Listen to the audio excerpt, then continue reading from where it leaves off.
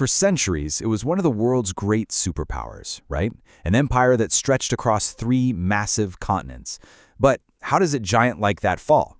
Well, today, we're diving into over 300 years of history to see how the Ottoman Empire's grip on North Africa just crumbled, and in doing so, paved the way for the world we live in now. And it all boils down to one simple, really powerful idea. The key to this whole story is a concept called imperial overstretch. Seriously, just picture it.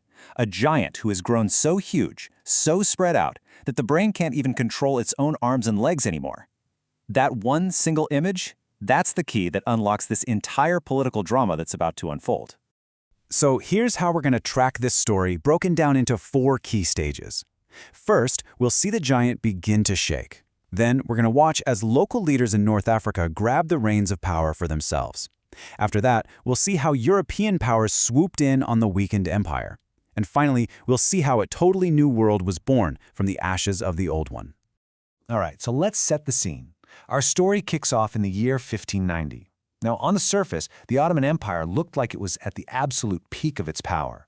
But deep down, the cracks were already starting to show. And what's really cool is that this whole breakdown is grounded in solid academic work. Our framework for today comes straight from a history course at Fountain University. So we're actually looking at this through the exact same lens as university students. Just try to get your head around the scale we're talking about here. The capital, Istanbul, was trying to rule territories thousands of miles away. An order sent from the Sultan? It could take weeks, maybe even months, to finally reach its destination in North Africa. That massive, massive distance. That's the first critical piece of the puzzle. And that distance, well, it leads directly to this thing called decentralization.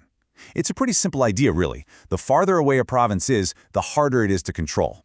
So, local governors, officials, and other power brokers, they just started making their own decisions, collecting their own taxes, and basically running their own shows. The giant's arms and legs were starting to move all on their own. Okay, so what did this actually look like on the ground? As the Sultan's power started to fade way out in the provinces, it created this huge power vacuum across North Africa. And as we all know, in politics, a vacuum never, ever stays empty for long. And we're zooming in specifically on these key Ottoman territories. Now, each one had its own unique story, for sure, but they all shared one big thing in common: this growing sense of independence from that far-off central government in Istanbul. And this led to a fascinating breakdown in the whole power structure. Officially, the Sultan in Istanbul was the boss. He'd send a governor, called a pasha, to rule for him. But in reality, that governor was often just a figurehead. The real power, the actual day-to-day control, belonged to the local elites, the beys, the military commanders, the influential families who had been there forever. And this quote just hits the nail on the head. See, authority isn't just about who has the fanciest title. It's about who actually gets things done. And back in 18th century North Africa, it wasn't some guy sent from the Sultan. It was the local leaders who commanded respect, enforced the law, and, this is the big one, controlled the money. Now, this kind of internal weakness, it didn't go unnoticed. A new set of players, the powerful industrializing nations of Europe, they saw a golden opportunity. And this, right here, marks the beginning of what historians call the colonial encounter. All of a sudden, North Africa wasn't just a distant Ottoman province anymore. It was a strategic prize on the global chessboard. You've got its Mediterranean coastline, its resources, its internal weakness. It was just irresistible to the rising empires like France and Britain. And that term colonial encounter is so important, because this wasn't always a straightforward invasion. Nope, it was often this really complex game of warfare mixed with tricky diplomatic deals, economic pressure, and political maneuvering, all of it designed to shift control from local hands over to European capitals. And the change happened with breathtaking speed. Look at this. In just over 50 years, the entire political map of North Africa was completely redrawn. What had been a bunch of semi-independent Ottoman provinces was now falling piece by piece under direct European colonial rule. So that brings us to our final, and maybe the most important section of all. All of this pressure, coming from a decaying empire on one side and aggressive new colonizers on the other, it forced the people in North Africa to ask a really fundamental question.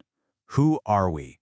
So this is the crucial point, this dramatic shift in identity. For centuries, right, a person in Cairo or Tunis might have just seen themselves as a subject of the Ottoman Sultan. But now, facing foreign occupation, totally new ideas started to take hold. Ideas of being Egyptian, or Algerian, or Tunisian. Nationalism was literally born from resistance. So by 1914, the game was pretty much over. The Ottoman giant, which had dominated the region for 400 years, was effectively gone from North Africa. In its place, you had a patchwork of European colonies and protectorates. But simmering just beneath the surface were these powerful new nationalist and religious movements that would go on to define the entire 20th century. And that really leaves us with a final, powerful thought. The fall of an empire isn't just an ending, is it? It's also a beginning. It makes you wonder, how did the struggles of the past, this long, messy process of collapse and resistance, plant the actual seeds for the very nations, the borders, and the identities that we see in North Africa today?